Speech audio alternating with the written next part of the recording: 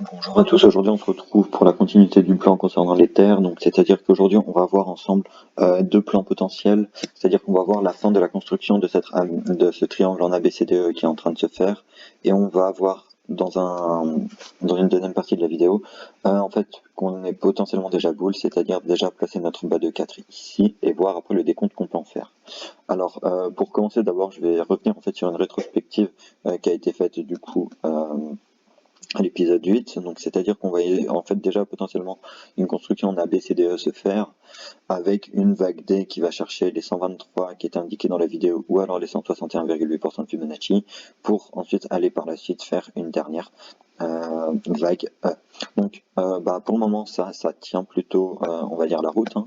C'est-à-dire que là on voit bien qu'on nous a fait du coup notre vague D, étant donné qu'on est potentiellement dans un triangle en expansion, on doit avoir des plus hauts, donc des plus hauts à ce niveau-là, à ce niveau-ci, à ce niveau-ci, qui sont toujours plus hauts que les précédents plus hauts, et des plus bas ici, ici, ici, qui sont plus hauts que leurs précédents plus bas. Donc c'est-à-dire que C est un plus bas plus haut que A, et le point E sera un plus bas normalement plus haut que le point de C, qui est lui-même plus haut que A. Donc c'est-à-dire que en fait on va revenir du coup vraiment sur cette extension de vague D, hein. Donc c'est-à-dire que on va regarder vraiment où quel fibo on est allé chercher. Donc on va voir, ça corrèle presque à la perfection avec les 123% de Fibonacci. Pourtant, on les loupe, hein, mais de très très peu, hein, vous voyez. Donc c'est-à-dire que je vais écarter même un peu tout ça, hein. Je vais enlever du coup ceci, voilà. Hop là, je décale juste pour qu'on voie bien. Et là, on voit, ah bah, on est allé les chercher quasiment au pixel près. Donc voilà, donc c'est-à-dire que ceci, cette extension-là, c'est bien en fait ceci qui était en train de se faire. Donc par la suite, après, petite vague E, la vague E qui du coup est là actuellement en train de se faire. On va voir où on en est du coup pour notre vague E, c'est-à-dire que généralement dans la construction des triangles comme ceci en Elliott, on a deux zones à privilégier pour le retracement de cette vague E. C'est généralement la première zone de retracement à mettre en avant, c'est les 38,2% de Fibonacci. On va voir, c'est où on a fait on est quand même resté quelques heures, hein, du 25 janvier à 22 heures jusqu'au 26 janvier 12 heures, donc voilà, jusqu'à à peu près 2-3 heures. On a vraiment consolidé, et ce niveau-là, c'est les 38,2.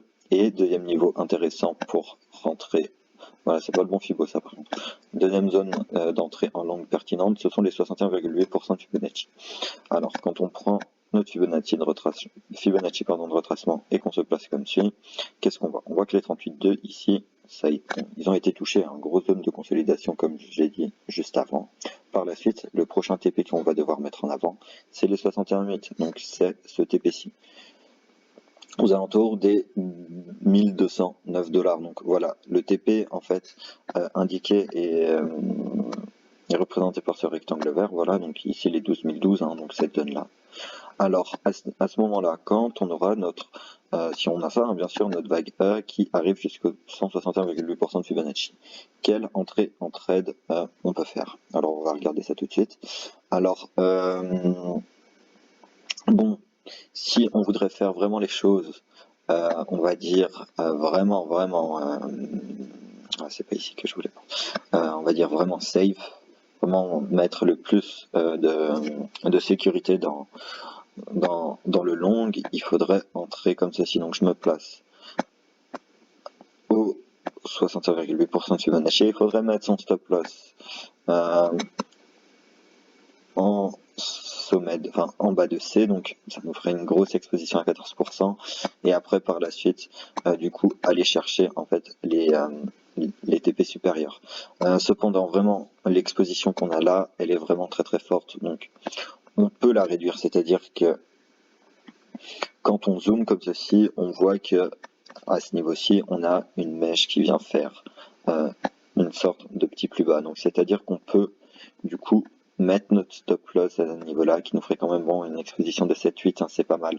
Ça reste quand même assez important, mais après il faut voir par rapport au TP qu'on a pour voir le ratio que ça nous fait et voir du coup si c'est intéressant pardon, de prendre cette trade ou pas.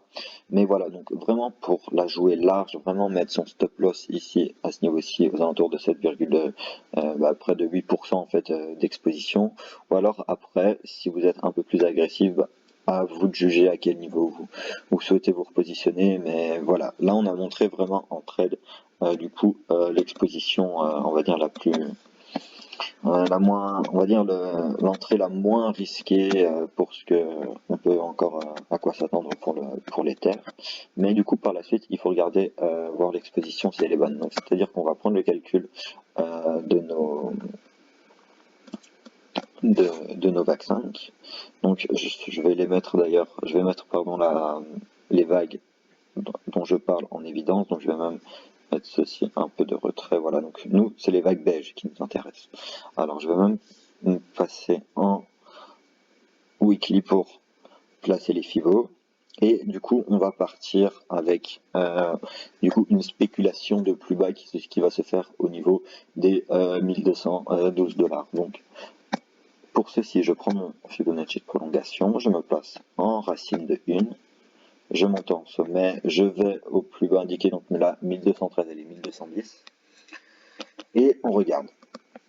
Généralement, les objectifs de VAC 5 sont les 100% de Fibonacci, les 161,8% de Fibonacci, ainsi que les 261,8% de Fibonacci. Donc, dans ce contexte, les objectifs de 5 à attendre seraient à ce niveau-ci.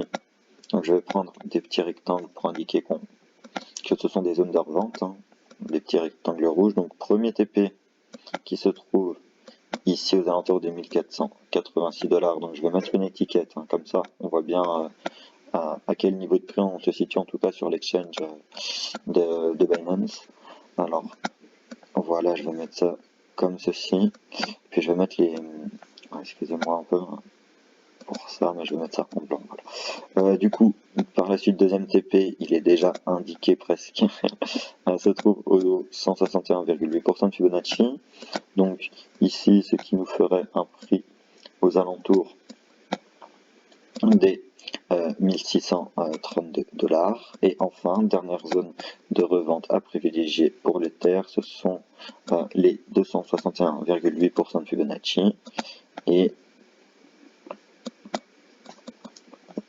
on a un prix qui se trouve aux alentours, ça l'a pas fait, hop là, aux alentours des 1894 $, donc près de 1900 $ pour les terres.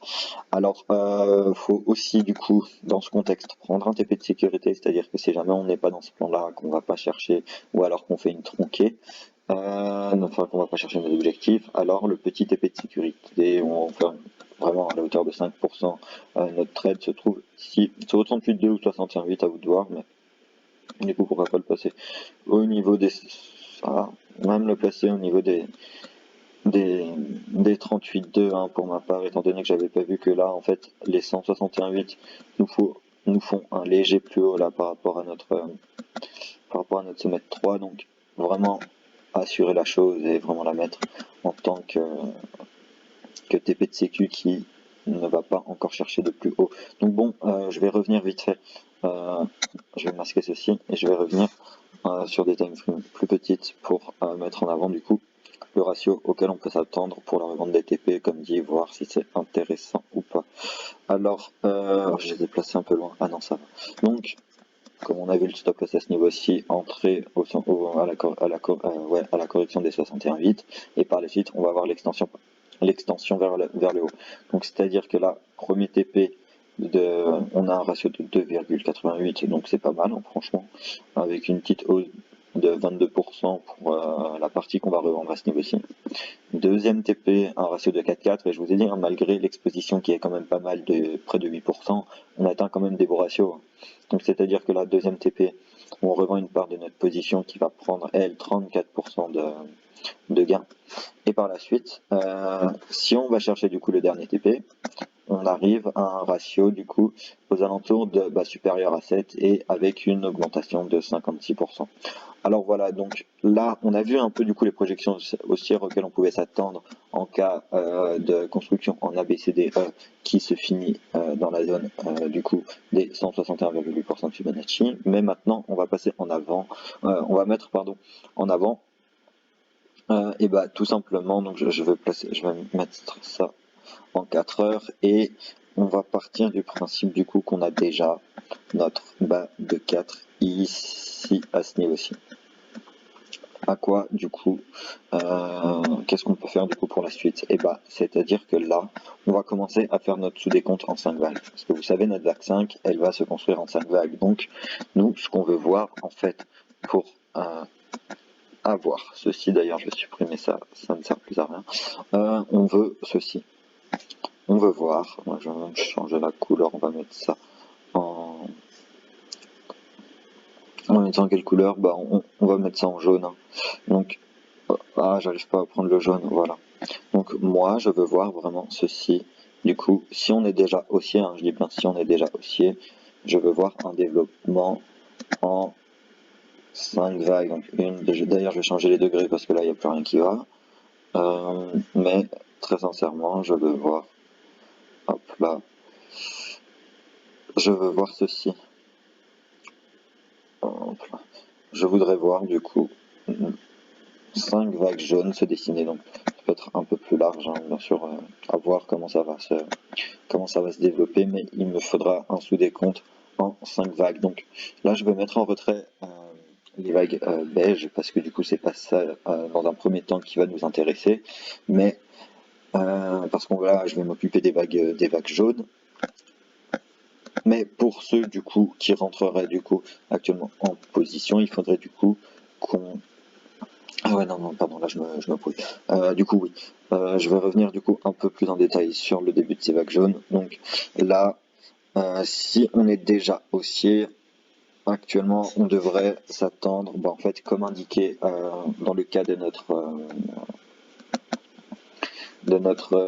triangle en ABCD montré en début de vidéo, étant donné qu'on est dans une 2, il faut s'attendre à un retracement de 50 à 61,8% de Fibonacci, donc c'est-à-dire qu'on atteindrait du coup les mêmes niveaux spéculés que notre triangle. Vous voyez, là, on a touché les 50% de Fibonacci, donc là, ça se trouve, on a déjà notre fin de 2, et après, c'est parti, boum, vers le haut. Donc, c'est-à-dire que là, en fait, l'entrée en trade, voilà, il faudrait la faire maintenant en market, avec un stop loss, voilà, soit en bas de 4, ou alors à ce niveau-ci, à hauteur de 812, pour accepter peut-être encore une baisse jusqu'au 61,8, et accepter un petit bruit du cours qui va dépasser, du coup, légèrement les 161,8% de Fibonacci. Mais sinon, va là vraiment, dans le cas de ce décompte-là, on est boule. On est boule, on est boule. Alors, si on est vraiment là-dedans, à quoi en fait on peut s'intéresser pour la suite? Alors, on va du coup regarder ensemble nos objectifs de vague 3 en jaune. Parce que là, c'est ça actuellement en fait qui va nous intéresser. Donc, ici, je vais prendre mon Fibonacci de prolongation et voilà, je vais mettre ça comme ceci. Je vais en sommet de 1. Je redescends en bas de 2 pour le moment qui est spéculé à ce niveau-ci. Et je regarde les extensions du coup auxquelles on peut s'attendre, je le rappelle. Les objectifs, c'est quasiment parfaitement placé en plus de ça, sont les minimums, sont les 161,8% de Fibonacci. Du coup, qui se trouverait au 1900, et là ça serait pumpy, hein, vraiment l'objectif serait très pumpy, au 1947 $. Deuxième TP majeur, ce sont les 261,8% de Fibonacci, et là on sera déjà à 2300 $, ça serait juste phénoménal. Et dernier TP, vous l'avez compris, au 423,6, mais là encore, c'est pas quelque chose qu'on va privilégier. On va privilégier plutôt les 161,8, et pourquoi pas laisser un petit bag pour laisser courir au 261,8. Mais voilà, on va quand même essayer de rester assez optimiste quand même sur les collections qu'on peut faire, et on va regarder du coup là l'extension maximum pour notre 5, et vous l'aurez compris dans le scénario le plus faible, c'est-à-dire qu'on part pas du principe que la 3 va au 261,8, on part du principe qu'elle s'arrête ici. Donc le travail que je vais faire à l'écran, il faudra faire en fait la même chose quand on aura vraiment notre L plus bas de 2, si on a vraiment un fin de 4 ici, et l'adapter avec notre L plus haut de 3 pour trouver le retracement de 4. Donc c'est-à-dire que quand je prends mon... je dis trop de fois c'est-à-dire, hein, mais c'est-à-dire que là, quand je me place ici, et que je descends en bas de 2 pour le moment qui est spéculé avec ce qu'on a à l'écran, on aurait un retracement de 4 du coup classique, lui aussi, qui finirait au 38,2% de Fibonacci. Par la suite, notre extension de 5 nous amènerait à avoir du coup un prix minimum théorique à attendre pour l'Ether aux alentours des 2100 $ dans le cas, dans cette configuration-ci. Hein. Donc c'est-à-dire que si on va pas chercher notre triangle en ABCDE mais qu'on commande directement nos vagues impulsives en 1, 2, 3, 4, 5, et bah là c'est parti.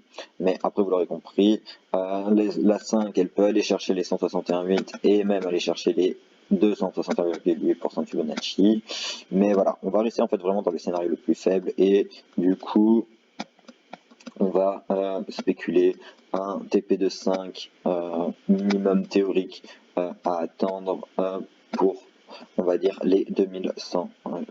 Donc voilà, je pense que là du coup j'ai à peu près tout dit. On a vu encore la phase corrective à laquelle on pouvait s'attendre si on est du coup dans un triangle ABCDE et que bah voilà, il ne nous reste plus que ce petit retracement à atteindre à aller chercher les 161,8%, les 61,8% de Fibonacci de correction. Et dans le cas contraire, bah, on a vu là qu'on pouvait déjà potentiellement être bull et du coup aller chercher en fait des objectifs assez importants. Donc bon voilà, je pense que j'aurais tout dit pour aujourd'hui. On aura mis du coup le plan à jour et du coup bah, j'espère que ça ira pour la suite. Allez, ciao.